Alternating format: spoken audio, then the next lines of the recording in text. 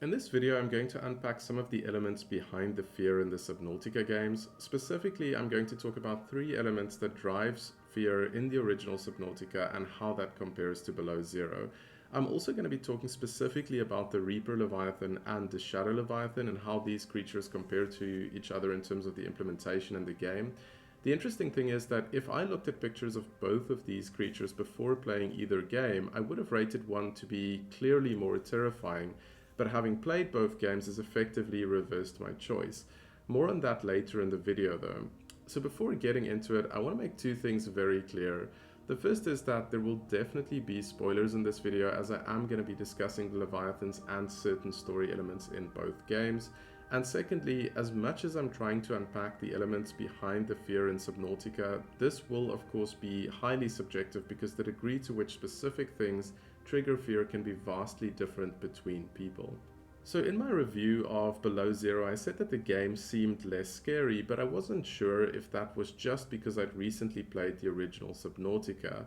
And on reflection, I think that that probably was true, but I also think there's a little bit more to it than that. It wasn't just the desensitization or having played the original. There is a little bit more in terms of specific elements that drives fear in games and how that differs between these 2 games. So if we think about the important elements of horror games, I'll start with the first one, which is Disempowerment. And the original Subnautica made the bold decision to almost completely remove combat from the game. Aside from the knife and the stasis rifle, you don't have any real weapons and no effective way of fighting back against Leviathans. While it is technically possible to kill the Leviathans, it takes so long that most players will never do it. And this means that the Leviathans are better left alone since there's no effective way of removing the threat of Leviathans. It adds the important element of tension in the game, one which was present in the original Subnautica and one which I'll say is still present in Below Zero, so I don't think there's much of a difference on that front. If we move on to the second element, which is isolation, this is where the 2 games start to diverge. The original Subnautica placed a lot of emphasis on isolation. It becomes clear very early on in the game that every other survivor from your ship didn't make it. Survivors from previous crashed ships died years ago, and the only other ship that attempts to rescue you is shot down and completely destroyed. In Below Zero, things are a little bit different. First of all, your character makes the decision to go to the planet as opposed to crash landing there. You still crash land there, but you made the decision to go there as opposed to sort of being shot down and forced to deal with that situation. Even though the experience is still mostly isolated once you crash land in Below Zero, you are definitely not completely by yourself.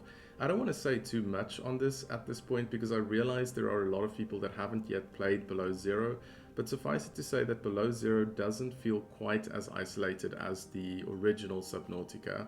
Now, even though this may contribute to reducing the tension somewhat, it doesn't really go the distance, and I still think there's another element which has a far greater impact. And this is where we get to uncertainty. So, the original Subnautica was a masterclass in building tension through uncertainty. Things such as poor visibility, difficulty navigating, tense music, and creatures that you can hear before you see them.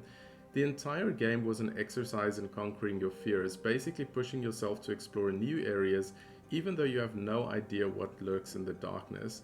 When I originally saw pictures of the Reaper Leviathan before playing Subnautica, I couldn't really understand why people would be afraid of it. It just didn't seem that scary to me. At least that was until I actually tried Subnautica for myself, and I can honestly say that to this day it is still the most intimidating creature in Subnautica across both games.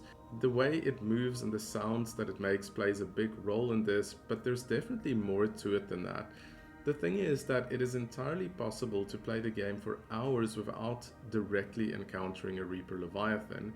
You're much more likely to catch glimpses of it than being attacked directly by it, especially if you are being careful, which you will be if you are afraid, and most players that are playing Subnautica are a bit afraid going in, which is why they tend to avoid things such as the Reaper Leviathan. Now the question is, why does seeing less of something actually make it scary in this case?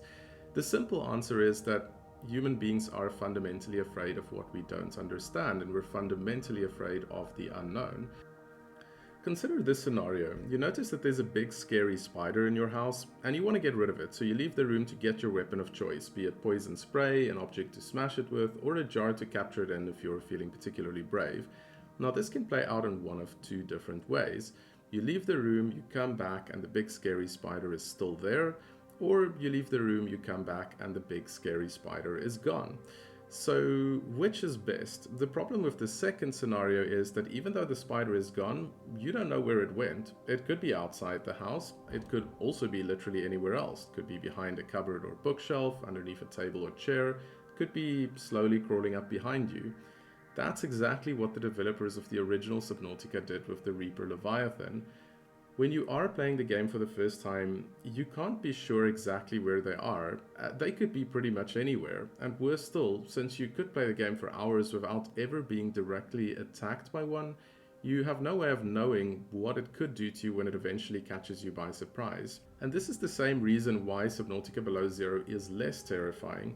Even though I find the actual look of the Shadow Leviathan to be more intimidating, and of course I know that is completely subjective and people aren't going to agree on that, any fear that I could have felt towards the creature is removed after being attacked by it multiple times. The thing is that the Shadow Leviathans are placed in such a way that the player is guaranteed to not only directly encounter it, but be attacked by it multiple times.